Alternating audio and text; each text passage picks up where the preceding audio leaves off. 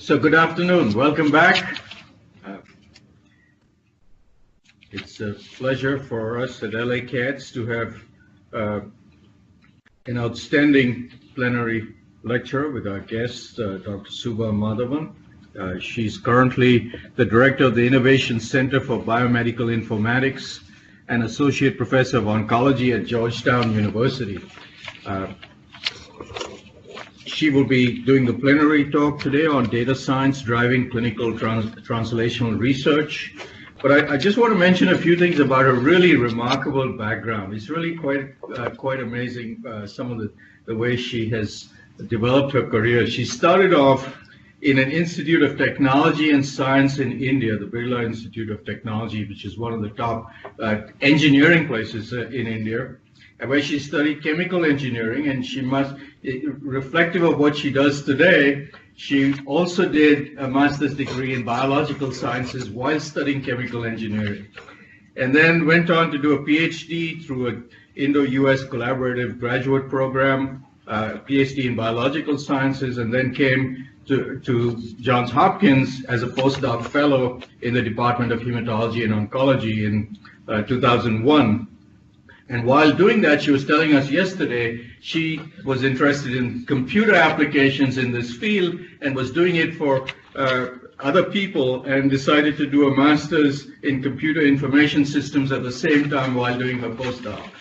So, and she successfully completed all that, and then after working for a short while in a company, joined NIH at the NCI Center for Biomedical Informatics and Information Technology, and worked there for a few years, and then joined Georgetown in 2008 as assistant professor in oncology, and then is currently an associate professor. And she's been working a lot in this area of bioinformatics, but taking it much further beyond oncology to data science, translational research, has multiple projects going on in this area. And we were very happy to have her here as our guest today for the Professional Development Corps in an area that is very important to us as we try to use the data science across multiple specialties and develop a translational program. So with that, let me ask Subha to come and talk to us about data science. Thank you very much, Vivian. Good afternoon, everybody. I'm really delighted to be here at LA CATS, and enjoyed meeting everyone, the leaders across the different institutions. It amazes me every time I go see such a network, how these networks come alive, by being able to connect these different strengths at different institutions. So extremely delighted to be here and to present this talk today. I think Vivian went through a lot of my background, so I won't go into a lot of details. The reason I put up this slide is, people always, especially students, come up to me and say, well, should I get into data science and biomedical informatics from a scientific background, coming from biology or medicine, or should we mostly be looking at people with quantitative science background? And I'm one of the former categories, so I actually came into biomedical informatics and data science from a biological sciences, computational biology background. But we also train a lot of folks who are trained in computer science and physics, who then come into biomedical informatics and learn the biology or learn the medicine. So I think those are two very valid paths for how you might get into the rich field of biomedical informatics and data science. Can I see a show of hands? How many of you are clinicians here? All right, so we've got a few. How many of you biologists? Any biologists in the room? Yeah, okay, excellent. Any physics, computer science background? Folks, excellent. So I think this is fantastic. I think this is the type of audience that can really move the needle in the field of data science. So let's describe data science for a second, because I think if I ask each one of you, I'm sure we're going to get different definitions of data science. Data science is a study that generalizes the extraction of knowledge from data, right? So, there are programs, NIH programs like BD2K, Big Data to Knowledge. The idea is, how do you take data and information and create actionable knowledge out of them? And that's what data science is all about. We typically tend to focus data science more in the areas of analytics, right? So machine learning, artificial intelligence, statistical analysis, exploratory analysis, predictive methodology, and such. But it's also important for us to think about the data engineering that needs to happen upstream, which is, how do we access data from different systems? How do we structure them? How do we standardize them before you can then pipe them into these different pipelines? So as a data scientist, one might never run a machine learning algorithm. All they might be doing is data engineering, right? So they might have, you might have teams of people that know how to write SQL queries, that know how to access electronic medical records, that know how to standardize ICD and SNOMED CT and the different line codes from the different institutions that are part of LACAT. So all that is data science as well. So here is sort of a more elaborate description that touches on the types of methodologies that scholars in the field of in the field of data science are moving forward. So this is, learning methodologies, pattern recognition, data visualization, signal processing. I'll touch on some of these methodologies as they apply to the projects that I will be talking to you today. So you might be interested in one or more of these areas, and I think you're a legitimate data scientist if you're a data engineer. If you're a signal processing person, if you're a mathematician, you could still contribute to biomedical data science here. So let me start off by telling you Rick's story. So Rick came to the Georgetown Lombardi Cancer Center last year. He is a 52-year-old Caucasian male, was diagnosed with stage 4 pancreatic cancer, and had gone through a number of standard of care options. So Gem-Abraxane is the standard of care therapy, and he was in hospice. So pretty much, his physicians had exhausted all the standard of care treatments for Rick. So he then came to the Lombardi Cancer Center, where we did gene panel testing, right? So how many of you are familiar with companies like Foundation Medicine and CaRES that do cancer gene panel testing? So I see a couple of hands here. So what these companies do, and a lot of the organizations are now setting up these types of capabilities in-house, is to do biopsies on patients with cancer, and this is called somatic testing. So we would extract nucleic acid from those biopsies and run these gene panel tests. So you may not look at the entire human genome, but you can look at 400 to 500 genes at once using these gene panels. So we used the Foundation Medicine panel and detected a fusion in ROS1. This is one of the genes that actually has a ROS1 inhibitor in a clinical trial with a company called Ignita. So after we identified the ROS1 gene fusion, we then contacted Ignita and said, here's a patient that matches your eligibility criteria. We'd like to put him on your ROS1 inhibitor trial. And now he's been on that trial for the last 7 months. And Rick just sent this email last week where he said, I am working again, I'm traveling, I'm playing squash, I'm on the beach with my wife. So his quality of life tremendously improved because of this targeted treatment. So what is the case that what is the data science case that I'm trying to make here? So we had more than 400 genes tested. ROS1 gene details, the ROS1 gene fusion, the exact gene fusion, was communicated over 50 times in over 200 email exchanges, right? Between the laboratory that did the testing, the clinicians that were taking care of Rick, the researchers, the data scientists, our team, sponsors, and payers. And the same information was communicated over and over again. And there were lots of questions around what exactly is this variant? How do you define this ROS1 gene fusion? So that goes a long way to saying that this type of information and clinical interpretation has to be standardized so that people who actually don't speak the same language, payers, all they care about is, well, is he getting off of my budget plan? Now is he going to be on Ignita's budget? So why did we put him on that? Is there a clinical need to put him on the Star Trek trial? So everybody comes at it from a slightly different angle, but they're all interested in that one piece of information. So keep that thought in the back of your mind. Data standards is a very important thread that we as data scientists need to constantly focus on. So one of the common threads for data science is, of course, precision medicine, right? So there are a number of projects now that are being launched in industry, in academia, that touch on cancer precision medicine and neurological diseases and others. Genomics is now a commodity, right? So you can go to a company like Foundation Medicine and have them run 150x genome sequencing panel on your cancer patients. So if you look at the FDA's approved drug labels, about 155 of those drug labels incorporate genomic biomarkers. Over 50% of cancer treatments now rely on cancer biomarkers, and many health systems, including yours, are now routinely conducting these molecular tests, which really makes the case for data scientists. So because there's large amounts of data that are being generated, there's a critical need to connect genotypes and phenotypes. So you not only have the genomic panel information, we also have patient medical history, outcomes data, unstructured information, and clinical charts that you need to bring together to be able to help patients like Rick. So why now? Why is the timing appropriate?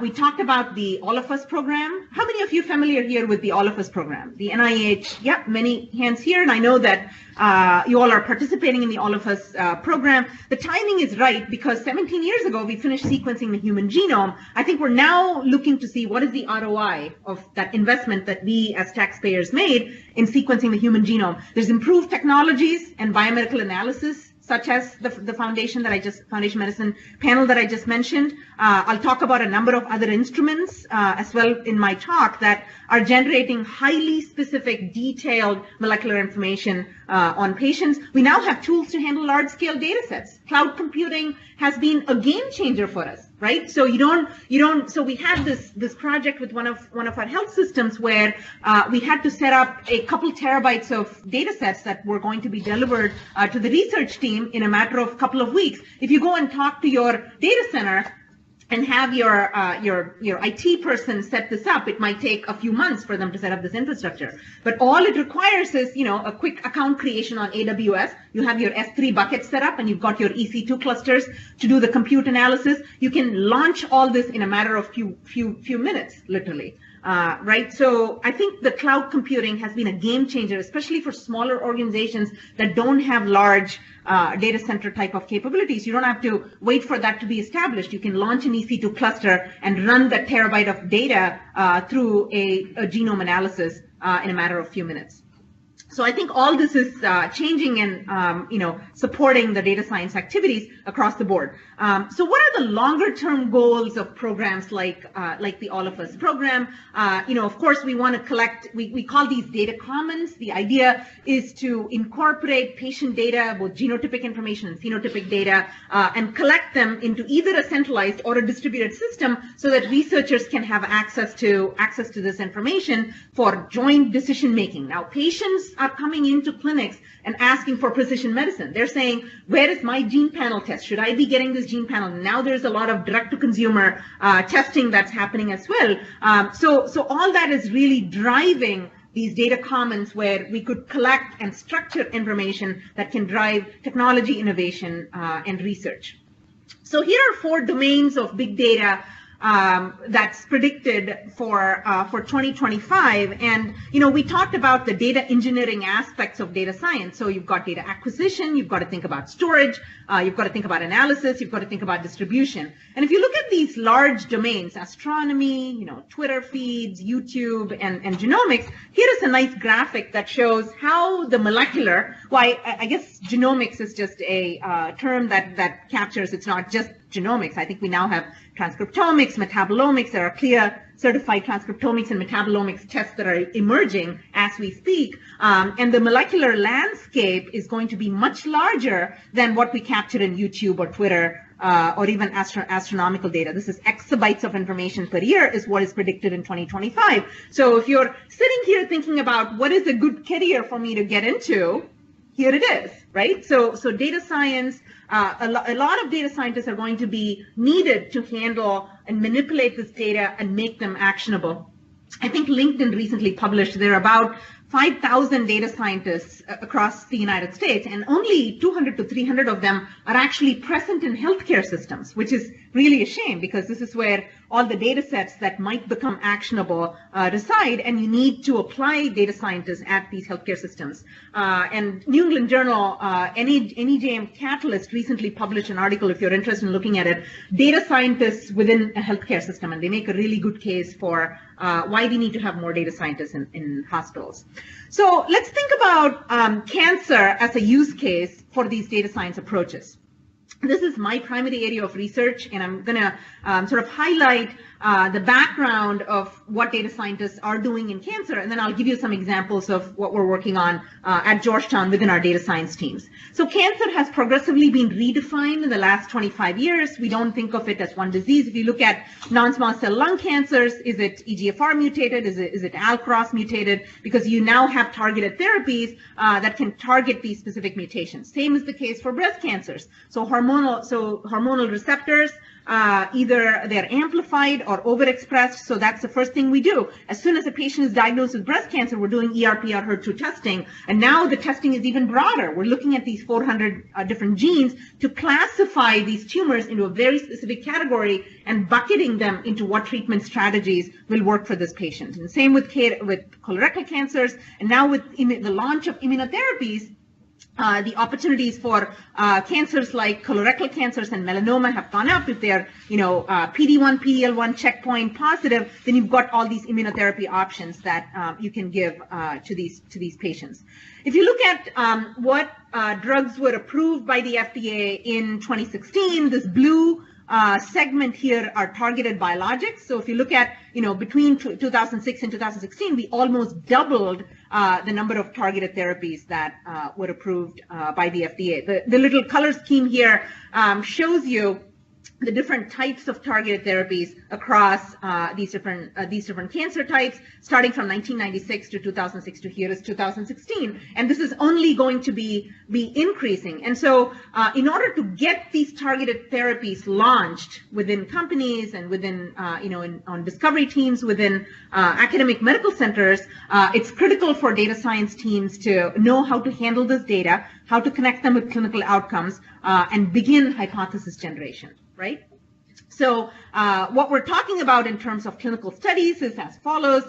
Originally, we would test everybody, but now we test a smaller population, right? We test a smaller population that actually has a certain defect in a pathway, and then some of them may not respond to that therapy, but only a few of them did not, because you've had enough biology and enough upstream work that you've done that allows us to lower the number of patients we put on these clinical trials, so we can improve the targeted efficiency in these patient populations. So what's really needed to address these types of large-scale data integration use cases? We need a team science approach, right? So even within this room here, we saw people who are doing data management, cloud computing, biostatistics. Of course, as we think about new precision medicine types of trials, basket trials and umbrella trials, we need statisticians who are creative in thinking about these newer ways of designing clinical trials. EHR cohort discovery is a large activity for data scientists. You now have investigators who are coming to data scientists and saying, well, these are the criteria. I want to pull people who have ductal carcinoma in situ, who had, this type of diet, or, who've had children before, or who've had an abortion before. So very specific criteria, and pulling out these patient populations to support real world evidence analysis. So the goal is, can we look at electronic medical records as a treasure trove of information, which can allow us to do observational studies for the types of clinical trials that I just described. Clinical care context is extremely important. Data scientists work best when they are working in collaboration with clinicians, and we find that happening on a daily basis. The best papers are published, the best grants are written when the clinical teams and the data science teams come together. And the analysis and visualization are obviously the primary fields for data scientists, and we talked about genome analysis. What types of clinical systems you might be accessing for all this type of information, right? So you've got diagnosis, procedures, labs, demographics. So we talked about EMRs being a rich treasure trove of information, but we've got a lot of other types of systems that capture this data as well.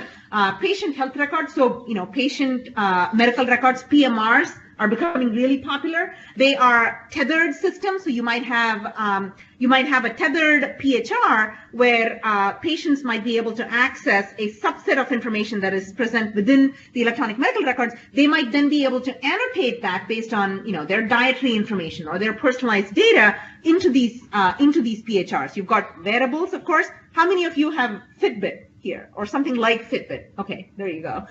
So wearables are becoming really common. There's one really cool wearable that I just ran across. They're called, there are these censored socks that you can wear. And when you're jogging, it'll tell you whether you're pronating to the left, over pronating to the right, and so on. So, it gives you continuous feedback on whether your jogging posture is accurate, right? So I think we're in the era of really using wearables to tell us how to have a better quality of life. So how do we sort of leverage all that information? Insidables, so now contact lenses can measure glucose levels or blood pressure. So you can, these are called insidables. You've got research data warehouses that many of, programs such as CTSA and LACATS and others are developing. How do you sort of position these data warehouses to quickly answer the research questions that our clinical investigators are asking? Clinical trials management systems. We talked about, one of the scholars talked about REDCap. REDCap is a CTMS. There are multiple CTMSs that are available in the market. OnCode is one of them. You can use them to create case report forms and collect data from patients and other participants. So EDCs. So many of the CTMS systems have electronic data capture systems. So as data engineers, we ought to think about what are the APIs? Do these systems have application programmer interfaces that allows me to pull data and to standardize them and to integrate them with research data? So systems are important, systems and APIs. Let's talk about standards and interoperability for a second. So let's go back to molecular information. We talked about, not just having genomic data, but transcriptomics information, metabolomics data, methylome, whole genome, and whole exome are now becoming very common in a number of research projects across different instruments, right? So if you look at the PacBio's long-read sequencing, their depth information may be different, or the output of the FASTQ files or the annotations of the FASTQ files that come out of PacBio are different from the ones that come out of Illumina sequencers. So as data scientists, you have to think about, how do I standardize this information? Should there be a consortium that brings together information from PacBio and Illumina sequencers? So we published this in Genome Medicine last year. The question we asked here was, there are 60 different organizations that are part of a consortium called ClinGen.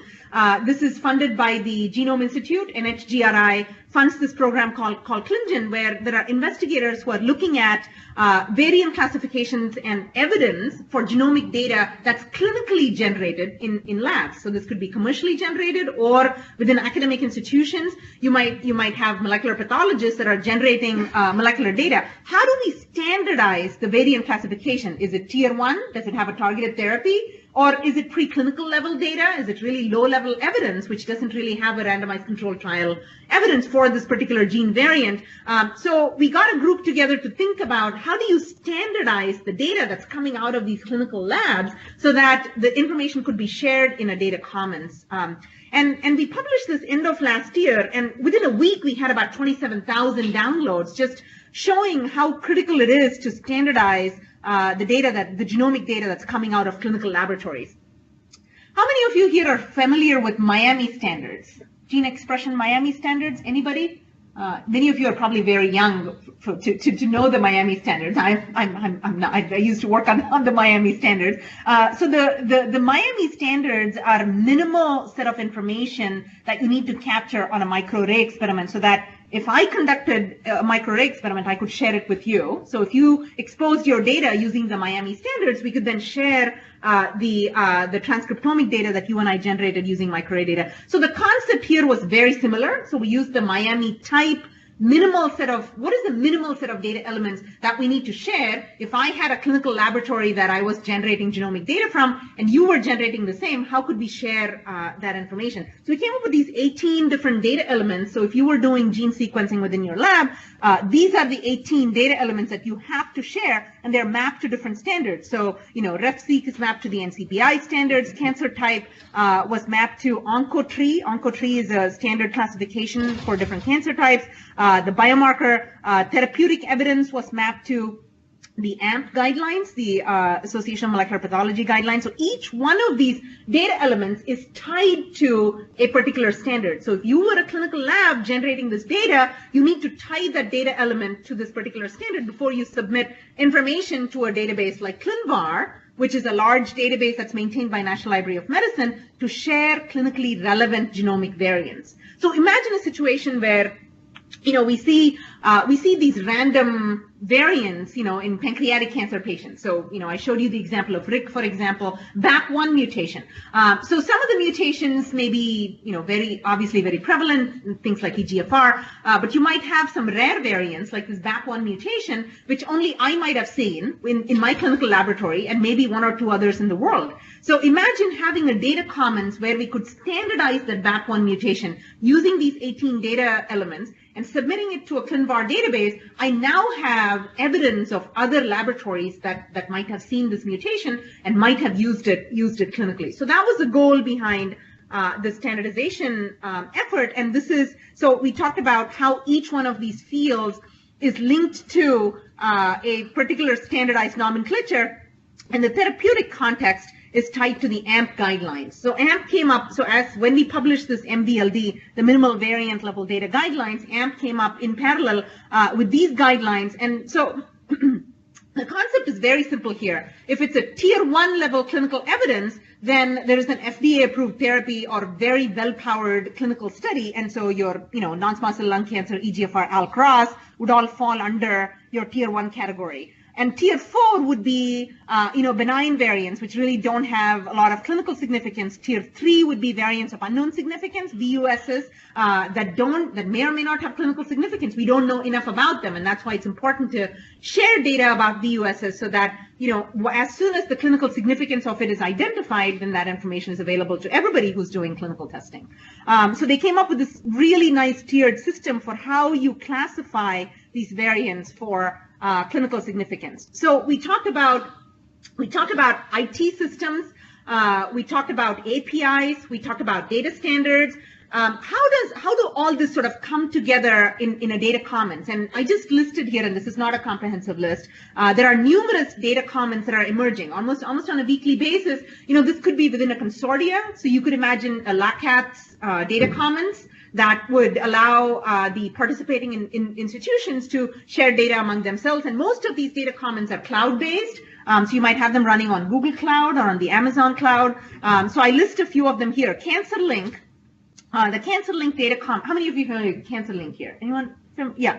So we have a couple. So this one captures quality indicators. This is an effort out of ASCO. The Clinical Oncology Professional Organization set up this CancerLink database where they're now collecting from hospitals that are treating cancer patients quality measures, right? So if you have a CaTS mutation, you really can't give them EGFR inhibitors if they had a colorectal cancer diagnosis. So things of that nature. What are the quality measures, and are we treating patients based on certain quality measures that the CMS has established? And all that data is being collected by CancerLink. AACR Genie is a research network, a data commons network that's capturing things like the 400 gene panel that I showed you from Rick's case. So they're collecting numerous patients with gene panel data within this AACR Genie program. GICAN is a gastrointestinal cancer network. It's an international network to collect what are the potential clinical trials and the pipelines that pharmaceutical companies are working on, and do we have biomarker implications that tie these patients to the different clinical trials? That's the GICAN network. Flatiron, which Flatiron was recently acquired by Roche, so they're all Roche now. Foundation and Flatiron have their own network. This one is a private network, not available publicly. M2Gen Orion is a network to power clinical trials.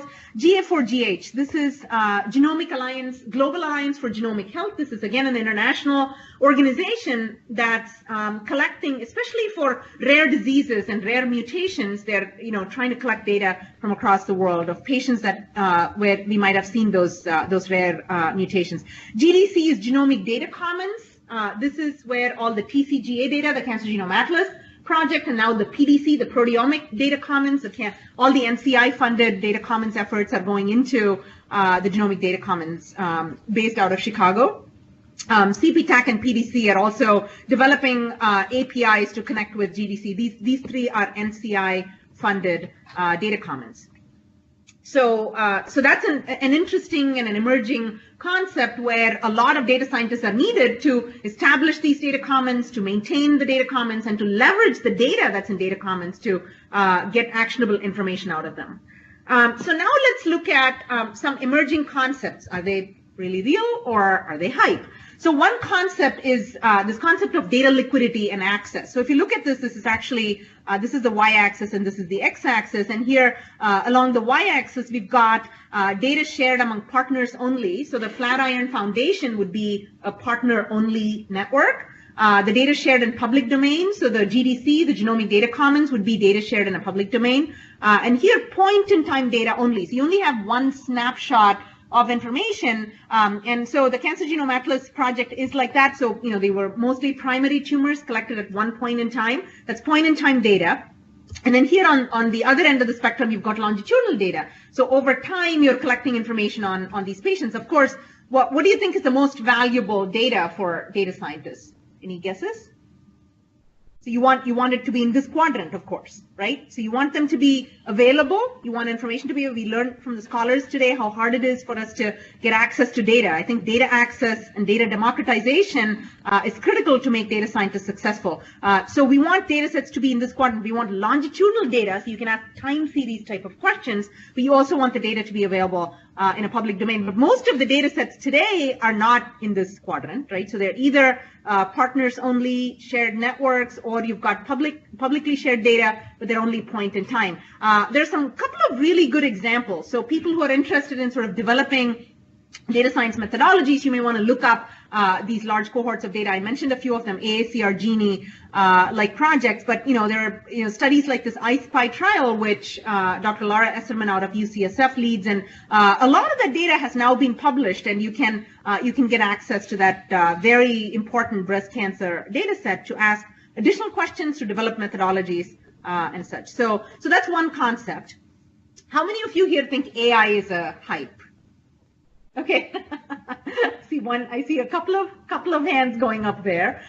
So I mean, I don't think there is a right or a wrong answer to this. I was recently talking to one of the CEOs of our hospital systems who said AI is the only game in town and AI is going to revolutionize healthcare. So I think I recently participated in an AI panel in Boston where it was fascinating how, if you remove the hype, how you could potentially automate some of the mundane tasks that could augment the clinical workflow of clinicians, right?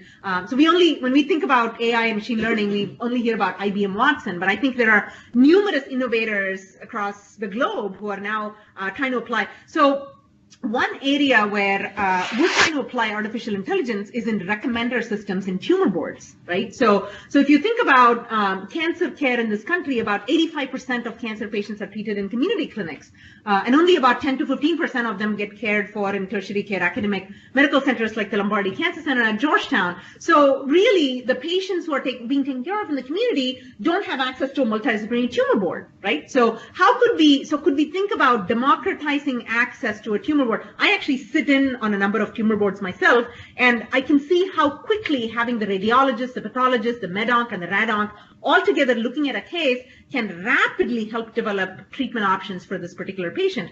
Unfortunately, more than 85% of the patients in this country don't have that luxury. So imagine a situation where there is an automated recommender system that might take in the molecular profile of the patient medical history, and other patients like me, so prior patients who had a similar profile and similar medical history and similar outcomes, and make recommendations for what might be the best treatments for this patient. So you could think about, applying things like non-negative matrix factorization methodology to develop this recommender system, which is AI and machine learning, which can potentially scale and make available, this type of democratized tumor board to patients. So, is all of it hype? Probably not. I think there's a lot of noise, but there's also some signal within the machine learning and AI in medicine that I think we can all tap into.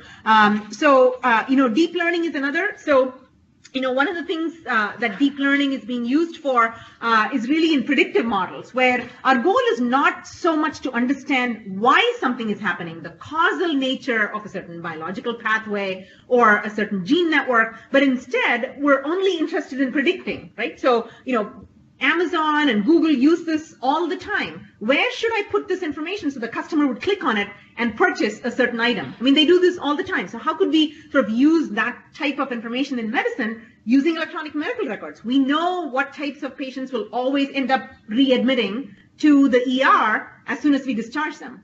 Could we look at, so the goal here is not so much to understand why they are coming back to the hospital, but more so that that they're going to, so you can put interventions, you can overstaff your ER, you can manage your resources. So deep learning is being used a lot for predictive models.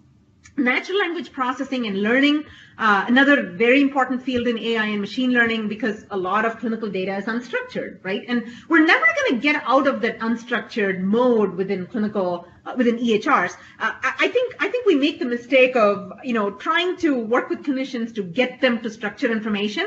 But a lot of times the best information is found in unstructured notes where they're actually just free texting what their discussions with the patient. So it was fascinating. We were doing a study on, patients with early stage prostate cancer, and asked the question, does the wait and watch really work? In a lot of early stage prostate cancers, the doctor would tell them, it's really very early stage. I don't think we want to do a surgery or radiation at this point. We're just going to wait and watch. And you read those notes and you see some of the patients getting really anxious and, over a period of time, they want to get that surgery. But some other patients are willing to wait and watch. You will never get this information in structured data, right? So you're going to have to mine the charts to really see the progression of how that joint decision making of wait and watch versus the surgery actually happened. So we've got to get really good at natural language processing. Natural language processing and learning is not something that we can ignore. And of course, we talked about IBM Watson and Jeopardy, which I think launched this field. I don't think that is the only example that we have now in terms of applying AI to healthcare. I think there are a number of them emerging. So the next hype or real concept is blockchain. So how many of you have invested in Bitcoin? No one? Okay, come on. Okay, all right. There's a millionaire right there. It uses this blockchain technology, which is really a ledger of transactions. So the concept behind blockchain is that you don't have a centralized authority that's approving these transactions, right? So you don't need to have banks, you don't need to have governments. So the idea is that peer-to-peer transfer. So if I have to exchange information with you, just you and I need to agree on a certain key, and we can exchange information. So we could think about, how does blockchain apply to healthcare? There are lots of concepts such as the Blue Button Initiative or Sync for Science, for example. Anybody heard of Sync for Science here? Yeah, so Sync for Science is a major concept that All of Us program is pushing. So the whole idea is that patients will have complete access to their electronic medical record data, and the patients decide who they share that information with. So you can imagine an infrastructure which is blockchain enabled that allows patients to share data with researchers, or share data with hospitals, or share data with sponsors. So my take on this is that I don't think we have proven the utility of blockchain in healthcare yet, but I think one could be imaginative and start to think about having a distributed network of control as opposed to centralized control that we currently have. We just heard from one of the scholars about the centralized control not allowing us to ask the important and interesting questions that we want to ask. So, but at the same time, we want to be careful about security and privacy. So there are pros and cons to this, which, I think it's there are conferences now on blockchain in healthcare. So if that's something that's of interest, you should definitely look that up. So the Gartner's hype cycle. So the reason I put this up is many of the concepts we just talked about. For example, natural language processing is here, so it's actually fallen off of the hype, which means it's there is it could become very useful. And many of these natural language Q&A systems now are being implemented within electronic medical records. Machine learning is at the top of the hype cycle at the moment, right? So AI and machine learning, you can't go to one conference without hearing about them, but I think there are some very specific examples of where machine learning and AI is already beginning to help healthcare, such as the recommender system in Tumor Boards. So I think these are all, so we talked about, as data scientists, we need teams that can think about IT systems, that can think about APIs and interoperability. We talked about data standards, right? So standards are important. So I get frustrated when I go to conferences like the HL7 conferences. I mean, you pull your hair out and they'll be literally talking about one data element for 4 days, right? So you could sort of be on the other side of the coin where you could say, well, I'm going to pick and choose the right standards and implement them. You could be an implementer of the standards. You could ignore the ones that are not useful. So I've kind of taken that path where I am not someone who wants to create standards, but I want standards in my systems so that we could share data among data commons and such. Then we talked about some of the emerging concepts like the blockchain and ML and AI. So now I want to switch gears a little bit in the next 20 minutes or so to give you a flavor of how are we applying some of these concepts to our programs at Georgetown. So I know many of you here are involved with the CTSA. Here, and so I pulled up our CTSA example. We are a Georgetown University, Howard University, VA, and MedStar Health. So those are the four. We are also a large consortia, just like yours. It's a large network, and we are in the second cycle. So we've had our CTSA since 2011, I want to say, 2010, 2011, 2010. So this was pre-CTSA. The different institutions had separate IRBs. There was no data harmonization, no data use agreements. Minimal cross-institutional research was going on. So between 2010 and 2014, we established a common IRB across our entire network. We established business associate agreements and data sharing agreements across, not just across the institutions, but also with vendors who are going to be hosting our data. So Amazon, we were one of the initial guinea pigs that established a broad agency, a BAA, a business associate agreement with Amazon to really put genomic as well as clinical data on the Amazon cloud. And we established a cohort discovery program. This is one of our most successful services, quote unquote, data science services that we offer to our entire CTSA. We support over 400 investigators on a yearly basis who come to us with, this is the question we're trying to ask. Do you have electronic medical record systems from which you can pull patients for me to ask these questions? So all that was made possible in 2010, 2014. The CTSA, as an organization funded by the NCATS, is really moving towards large national networks now. So we want to be able to run these rare disease clinical trials through what they're calling as TINs, trial innovation networks.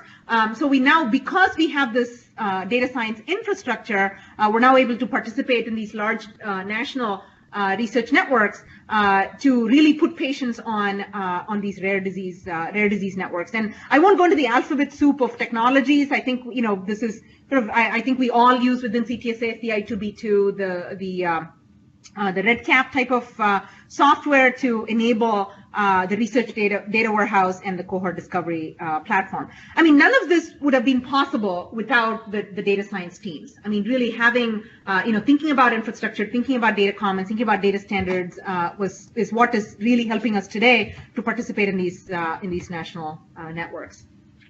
We also established an honest broker mechanism for investigators to access data. So, I mean, you can say, Tulane and LSU here, for all I care. I mean, it's just the point here is that you might have multiple institutions with different systems.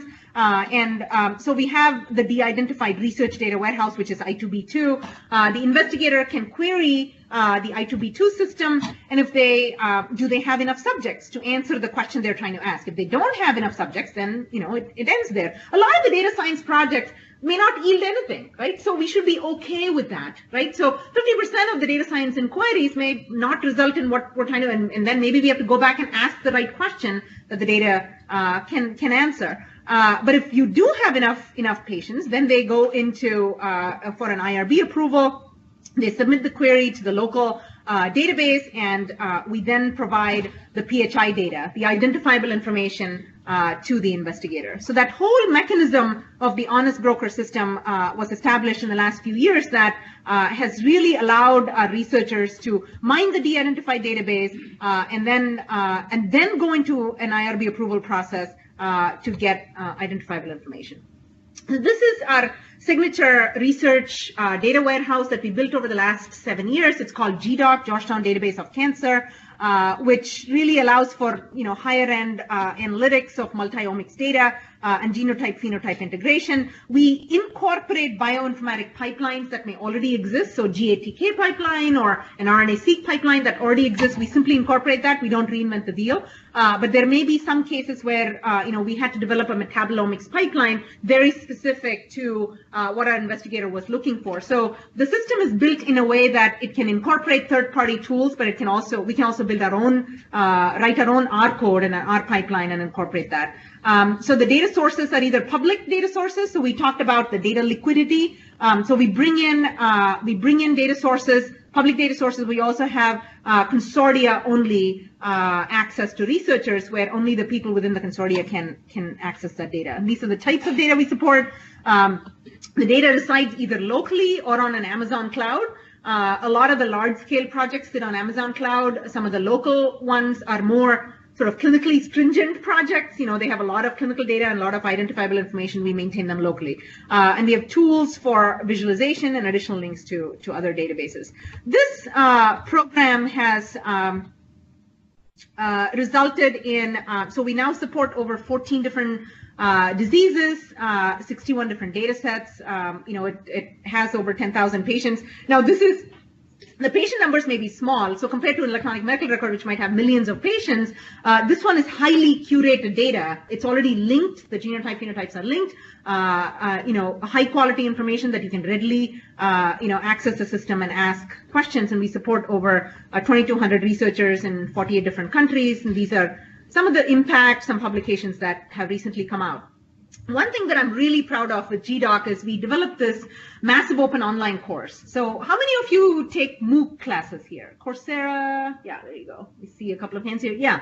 So I think that, again, has really revolutionized how we learn, and especially for data science type projects. So you might be a clinician, you might be a biologist, but you want to pick up some data science methodologies, know how to analyze data. There are very nice courses on Coursera and edX that allow you to quickly learn some of these tools. So we built this massive open online course that we called Demystifying Big Data in Biomedicine. This was intended for non-technical people who don't want to write code, but want to understand enough about big data. And we had 2,000, 4,000 people who registered in 2 sessions. I mean, this was really amazing, the way the massive open online, the uptake for the massive open online courses there are. So this, the massive open online course was completely built on GDoc, the Georgetown Database of Cancer. So just giving us an example of how, once the infrastructure is built, it can be leveraged for educational purposes and also for translational research. So here's the second example.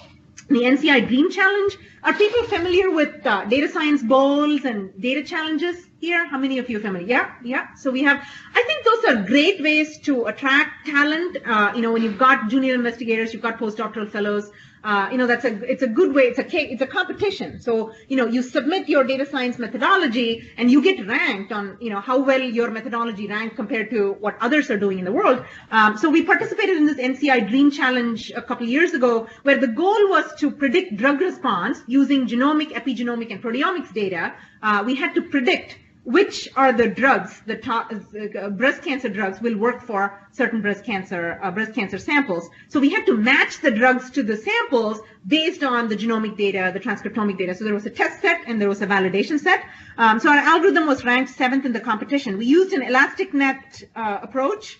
So this is just showing you, this heat map is just showing you, these are all the different drugs that were given to us, and these are all the different breast cancer samples. And there was a training set and there was a test set. So in the test set, we had to predict what were the best drugs for those breast cancer cell lines. So we used an elastic net approach, which is a regularized regression model, which is used to rank the best predictors, right? And we were talking about this yesterday at dinner. Biomedicine is a classic small and large p problem, right? So unlike astronomy or geology, where you've got large number of records, here we may not have, the n may be small. Even 4 million patients in electronic medical record is still small for some of the deep learning approaches. So we have to, and I talk to statisticians and they're, sometimes very unhappy with the missingness in the data, or, you don't have large n, so I really can't answer your question. I think we've got to think about it in a slightly different way. We've got to be okay with the missingness in the clinical data. You're never going to have a perfect clinical data set, right? Because it's used in clinical care, and human beings are imperfect and things happen to patients and the records will change. So I think as data scientists, we've got to stop complaining about having this perfect data set and just, work with the missingness. Let's come up with methods that can impute the missingness of the data. Let's be smart about the types of algorithms we deploy so that we could answer some questions, maybe not all, from these clinical data sets. So the elastic net was the chosen method. We got a nice publication out of it, which I think was really good for the team. And now there's another data science challenge to identify nuclei in pathological images. So look that up. It's actually a pretty cool Kaggle challenge. So the same team, the NCI Dream challenge, is now writing algorithms to mask, to identify exactly where the nuclei are in pathological images. So I wanted to give that data science bowl as an example to kind of galvanize clinical teams and data scientists to come together to solve important problems. This is another example. We're engaged with the large pancreatic cancer advocacy group, so Know Your Tumor program, and we did the foundation medicine testing on all of. Actually, Rick was one of the Know Your Tumor program patients here. And we used a company, Protera, to coordinate all of the testing, the molecular data, the genomic data, and the proteomic data. This is an interesting flow chart, right? And I think one of the scholars showed a similar chart. You think you're going to end up, if you had, 12,245 patients, you think you're going to have 1,200 patients that you can do analysis on this molecular data. But guess what? Some of them don't consent. Some of them, especially with pancreatic cancers, they might pass away before the study is completed. So this is why having smart clinical trialists and statisticians involved as you design the study is absolutely important, because you may only end up with half the patients at the end of the study. And the question that you wanted to ask up front may not even be feasible because you now have lower numbers. So the only point I wanted to make about the spreadsheet, about this decision flow, is that you lose a lot of patients in clinical studies, and you've got to plan for that up front. Here is a heat map for these patients in the Know Your Tumor program that showed, so basically the columns are patients and the rows are individual genes. And the genes then get mapped to, so the different colors here indicate the different diagnosis. And the biopsy site, so they might have a metastatic cancer, so the biopsy site might have been the metastatic site, and this begins to group the markers that we saw in these patients by the different pathway. And this paper is now under review in Clinical Cancer Research, and so we had to do all of this analysis on Amazon, right? Because this is large-scale data. Even with 600 patients, you've got terabytes of information from the genomic, proteomic, and clinical realms. So our initial analysis indicates that, I'll just show you this. This is a complicated slide, but, the point here about showing some data from the KYT program. This line here shows patients who had highly actionable markers that received actionable therapy. So go back and think about that AMP guidelines, the tier 1, tier 2, tier 3, tier 4. The tier 1 guidelines are those that had targeted therapies that were approved by the FDA. So we demonstrated that using the patients that actually had actionable biomarkers, if we put them on targeted therapy, their lifespan was increased twofold, literally. And Rick is one of these patients. So twofold. So average progression-free survival, patients with pancreatic cancers, is about 13 to 15 months. And we showed that we could double that when we put patients on matched therapy, really making the case for for precision oncology. Here's an example of a BD2K project. This is a natural language processing effort. We call this tool eGuard. If you're interested in this, you can pull that up. We just got published in PLOS One.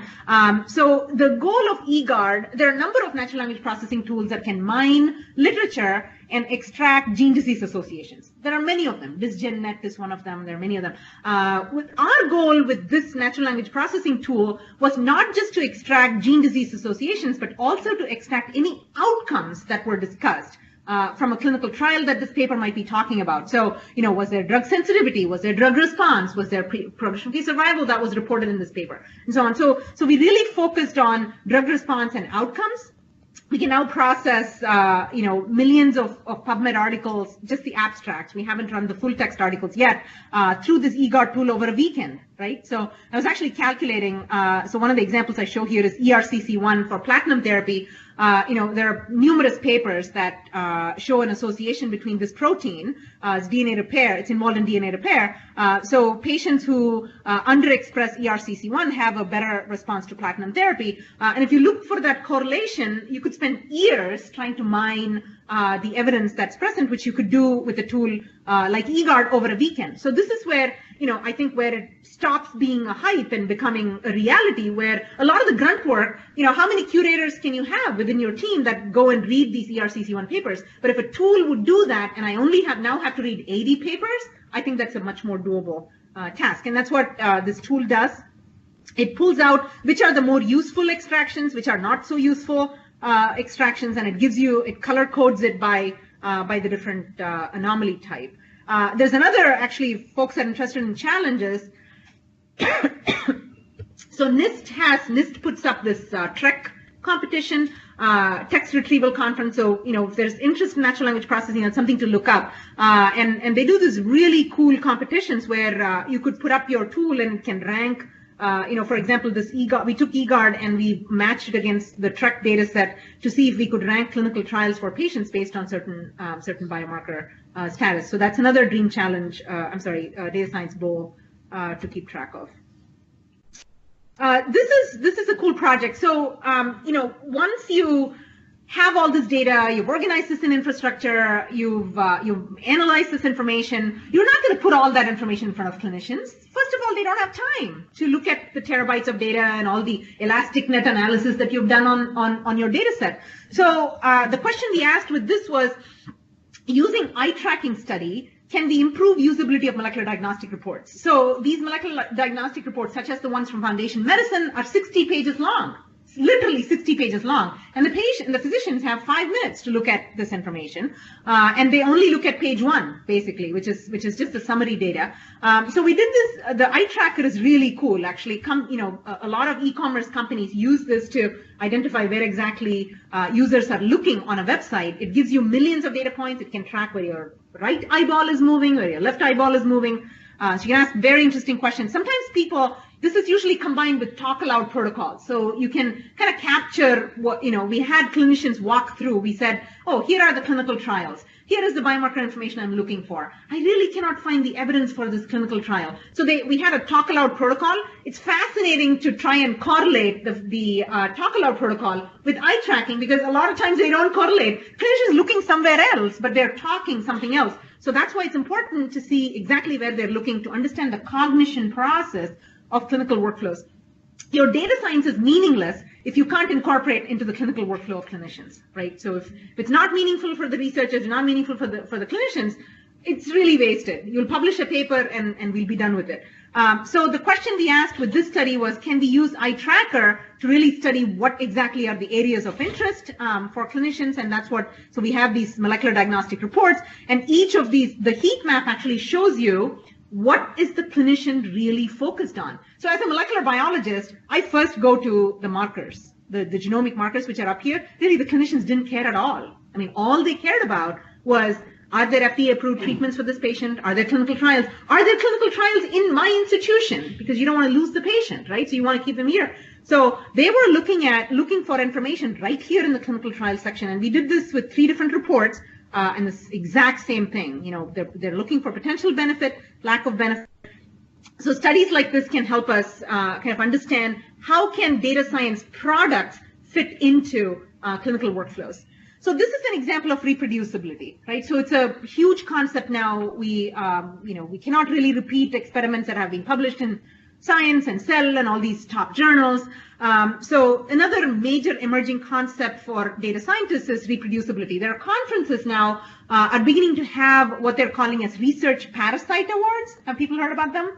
The Parasite Awards. So you're a research parasite if you can use somebody else's data and apply your own methodology and, you know, find new results that the original generator of data did not think about, right? So they're called research parasite awards, and many of the conferences are now doing these. And so the whole idea is, how do you capture all the way from the article that published the data originally to the raw data to the analysis code? You now have these Jupyter notebooks that you can publish online that can capture what you did with the data, and then linking all those components together. You know, where can I find the data? Where's the original article? What was the analysis? A lot of the journals are now beginning to require data, which of course we know. We have to submit data now, you know, make them available in databases and provide links. But now a lot of the journals, data science journals, are requiring that you also publish your Jupyter notebook with the methodology that you use to analyze the data. So reproducibility is going to be a huge concept. So those of you thinking about clinical evidence, you know, I think this is another great field. And I see a lot of statisticians kind of being attracted to this because, you know, obviously they want to, you know, publish the methodologies, but they also want to tie that to real data to validate their methodologies.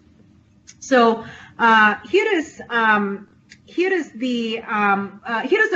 quick pipeline that we built for neoantigen detection. This is you know, working with the immuno-oncologists, the melanoma and colorectal cancer doctors in the MedStar Health System, and this pipeline is now published. So you can go to Bioconductor and you can pull up this neoantigen pipeline. So this goes back to reproducibility of pipelines, and you can have them available in GitHub or Bioconductor. That then makes it available to the broader community. So this is actually a cool concept, right? So, you know, a lot of the patients, at least you know, when we talk to clinicians, we learn that, you know, patients respond to immunotherapy, but then they become resistant, you know, after a few cycles of treatment.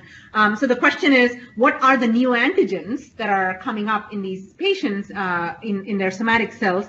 And this pipeline can take RNA sequencing data from patients and begin to detect these neoantigens. So here is an exon skipping. This is a set of exons in patients. This is a human genome reference sequence, and we see clearly that there was an exon that was skipped. So that's an opportunity. It's a neoantigen that was then detected by the pipeline, which potentially provides opportunities for new drug development. And this entire pipeline is available on Bioconductor. So just as an example of reproducibility. So we'll skip this in the interest of time. So I'll show you, this one is actually a cool project. I think many of you scholars are beginning to think about this, where, you know, what are some digital health tools where we could collect data. We did this with the VA in BC, and this is in Gulf War syndrome, people with Gulf War syndrome, PTSD syndrome in Gulf War veterans. Right, and so we built a mobile app that would collect information on, you know, their sleep cycles. Are they really having, you know, active meditation sessions that they're doing, and so on? And how does that improve their PTSD symptoms? Right, so I think you could put up an app like this, an iOS or an Android app in an afternoon. I mean, you know, we've got tools available now that could quickly be repurposed to create tools like this that will allow us to rapidly collect information. I was talking to a number of collaborators here about industry partnerships. So I think so the way, of course, with, you know, NIH funding and research opportunities, you don't want to put all your eggs in one basket. So if you really want to expand your data science opportunities, one really cool way to do that is through industry collaborations. And I know that a lot of you scholars are working with industry already. Maybe heard about Medtronics, and a couple other companies. So you may think about, how do we develop industry fellowships jointly with the industry partners? Of course, the industry partner is going to have their own very specific product development needs, but you can think about how do I put a partnership in place that also benefits our academic and research goals. So here's an example of, we did this with Amgen and Merck, and this collaboration allowed us to create what we call as pipelines. It's not a very creative name for this. We published this recently in Clinical Pharmacology and Therapeutics.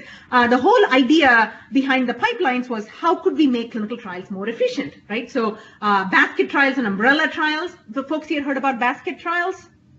Yeah? So let me define basket and umbrella trials for a second. So the traditional randomized control trials always tested the drug versus the placebo. You'll have two arms, and you put patients, you randomize them, and you put them on these two different arms, and you would test them, and you would ask the question, how does the placebo arm compare with the drug arm, right? So the typical randomized control trial. As we think about precision medicine-based clinical trials, we're starting to think about basket trials. The basket trials are single gene, single drug, but multiple diseases. So think about, BRAF mutation, BRAF V600E, you could have colorectal cancers and you could have melanoma, you could test a BRAF inhibitor across multiple cancer treatments. So what is a design that might allow us to test a single gene, single drug across different cancer types? That's a basket trial. What is an umbrella trial? An umbrella trial is a single disease type, so just lung cancer, but you're testing multiple genes and multiple drugs. So you might have, so I-SPY is an umbrella trial. I-SPY tested multiple drugs for patients with breast cancer, and that's an umbrella trial. So what we showed in this pipelines publication, if you're interested, you should look that up, is we showed that if you have an iterative process of using real-world evidence, so as we understand, as we treat these patients with breast cancer with these 5 different drugs, in the umbrella trial, we could learn more about them, and we could incorporate that concept and shorten the timeline it takes for this phase 1 trial. So we talk about how we make this make the whole trial process more efficient. We showed that we could go from 117 months development time to a 71 month development time with this pipeline approach, and we found something that both Amgen and Merck and we were interested in. So it's important to find the common agenda that allows us to work with industry together. I mean, they can be a really rich opportunity for revenue for us to ask these research questions, but at the same time, we have to have leaders talk about data sharing and IP and so on, so the projects can go forward. Here's another example. This is a collaboration with a company that is working on medical cannabis, right? So they synthetically produce cannabinoids in an yeast-based system to test them in glaucoma and anti-inflammatory research and cancer research. So we are their genome analysis arm, essentially, for this company. And what we're doing is fully annotating the cannabis genome from long-read sequencing. So we upfront negotiated that all of our work will be published, and we will deposit this data in the National Library of Medicine's archive, short read archive for medical cannabis. So a lot of the early stage industry, early stage companies are willing to work with you as an academic center for these types of programs, because you bring a lot of expertise. As an early stage company, they might be able to recruit one computational biologist, but they cannot get a team of 20 people to really look at their problems. So that might be another opportunity. So I'm almost at the end of what I wanted to share with you today. This is I wanted to mention this because, while investigator-initiated research and asking interesting questions are a very important aspect of a data scientist, a very important aspect of life as a data scientist is providing services to other investigators, right? And so this here captures 2 data scientists here who are pretty much dedicated to running the REDCap trials or running the cohort discovery projects and powering these clinical trials within the system, so that investigators can come to them with questions, have them develop these clinical trial forms in which they can collect data. This is one of our most popular services that we offer within our CTSA. So I mentioned here research, grant development, and support. These are our popular services. Not all of them are a fee-for-service type model, but many of them are. Like this clinical trial development funds these 2 FTE data scientists to really support investigators to develop new trials. This is my last slide. We do just a quick plug for our symposium. So if any of you are in the DC area on October 26th this year, please do visit. The symposium is free. We call it the Big Data and Biomedicine Symposium. This brochure is from last year. Patty Brennan, who directs the National Library of Medicine, was the keynote speaker, and we're putting a program together. There's pre-symposium hackathons and datathons we do the day before. And then there's a full day of, if you enjoyed what I presented today, this is just the tip of the iceberg. There are numerous experts who come and present throughout the day about how they use data science in a variety of clinical fields. If you're in the area, do sign up and do come visit us on October 26th. And here is my information. If you want to get in touch, chat, and continue the discussion. Thank you so much for your attention, and I hope this was useful. Thank you.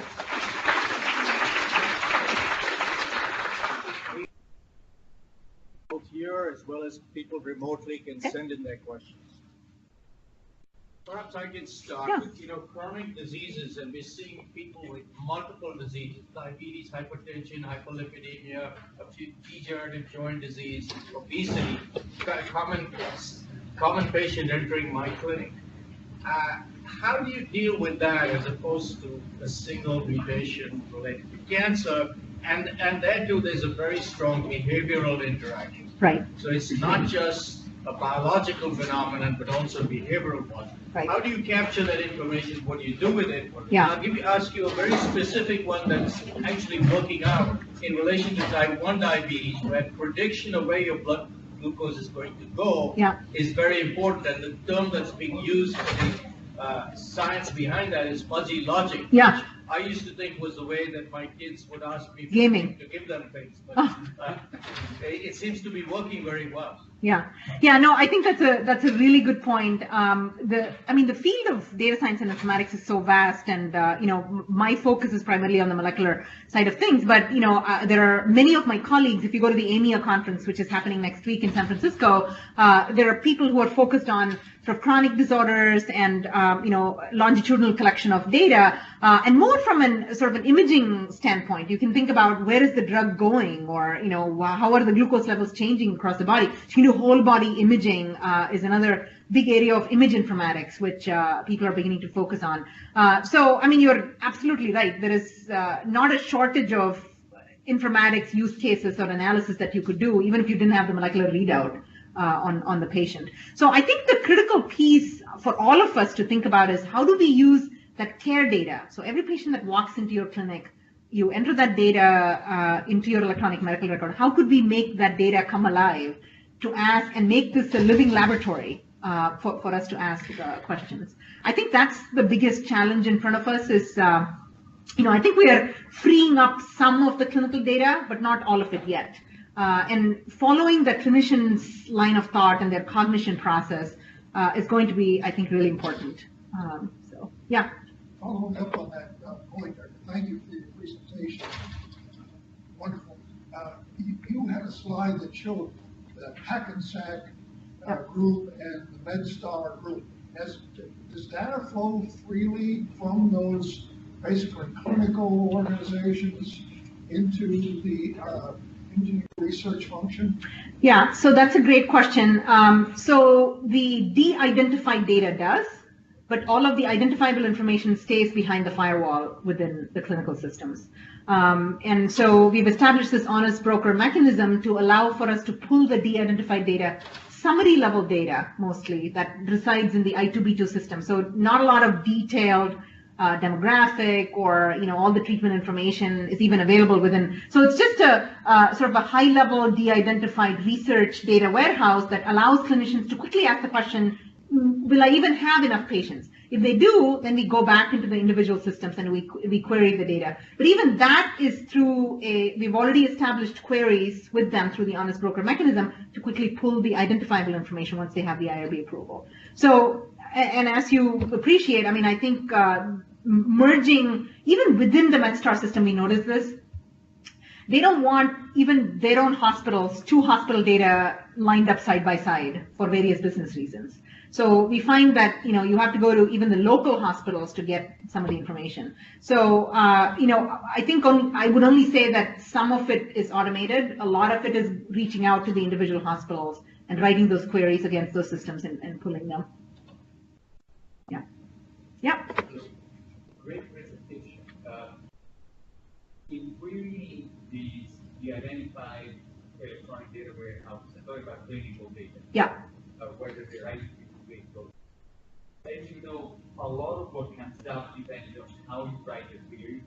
Have you found in your experience that investigators need coaching or support on the part of the data scientists team on how to actually incorporate the query? We just write it with them. It's just, I think some investigators are much more, readily easily trainable in terms of what queries they want to. More often than not, I would say 90% of the cases, even the data elements they want to pull out are not exactly called that in the tables that you want to retrieve information from. So what has worked best is we simply have a web meeting and just walk them through. They'll fill out a form initially, which just kind of creates a ticket within our system. But once that happens, we set up a meeting with them and write the query with them. So that has worked best. I think, in talking to my colleagues, I think systems like UCSF have succeeded in just providing I2B2 and allowing clinicians to do their own searches. I don't know what is the impact of that? I can't tell you. Have they really been able to pull data and, really move those projects forward? In our case, we made a conscious decision of just writing the queries with them. Other thoughts? Yeah. I know everyone else can say great talk. Thank you. My institution is at the very early stages of considering clinically. Yeah. So I was wondering if you have any thoughts on what you do with the data that you don't yet know what it means. Yeah. Do you provide it if you know someone has a rare variant, or do you?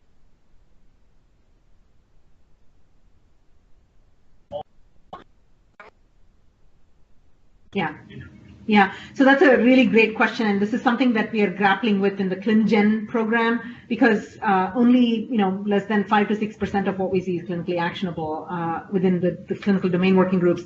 So, so our approach has been separation of concerns, because the users for the clinically actionable variants are very different from the ones that want to use the variant of unknown significance. The people who want to use the variants of unknown significance data are bioinformaticians who really want to, apply computational methods or techniques, to really understand how the protein structure is changing, for example, or could there be a clinical significance. The use case here is very different from the people that would use the clinically significant variants. So we separated the concerns. All of the clinically relevant data goes into ClinVar. With the STAR system, so clinicians who want to access that, go right ahead and use it clinically. The VUSS we captured in a system called Civic, which is built out of WashU, but they're collaborating with us in ClinGen's providing use cases to really develop that platform. The Civic platform allows you to capture the variants of unknown significance with whatever minimal evidence, literature evidence there might be. And it's a crowdsourced approach. So if you are a bioinformatician, you found something about this BAP1 variant of unknown significance, you can put that data into the Civic platform. So we found that not combining the two is always helpful, because the users are very different. So in this case, that's how we are dealing with it. But it's not an easy question when it comes to whole genome sequencing and whole exome data. A lot of it is still not clinically relevant or usable yet. So one of the techniques we use is sort of a purge technique. So, we spend about 3 months, if it's a whole genome sequencing, it's terabytes of information on Amazon, and it's eating up your S3 bucket costs. So after 3 months of analyzing the data, we purge the data because the samples are still stored. For you to generate that sequence data is much cheaper than for you to keep that data on S3. So that's one of the techniques. I think as we learn more and more about some of these variants, more of it becomes clinically actionable. But at this point, it's very limited, as you're pointing out. Any remote side questions?